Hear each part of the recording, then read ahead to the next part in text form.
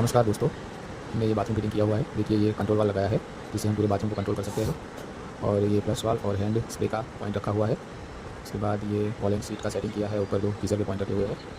Wall and seat इसमें chair bracket लगाए हैं और ये गर्म ठंडे का गीज़र का पॉइंट रखा हुआ है। वॉल एंड सीट में हमने चेयर ब्रैकेट लगाए हैं और ये हमने नहाने के लिए मिक्सर स्टैंड लगाया हुआ है जहाँ अपना मिक्सर लगेगा। और ये शावर का पॉइंट है, मिक्सर स्टैंड लगाने से मिक्सर आसानी से लग जाता है। और ये वॉश बेसिन का पॉइंट है जहाँ अपना टेबल टॉप वॉश बेसिन लगेगा। कैसा लगा आपको ये bathroom video? Thanks for watching.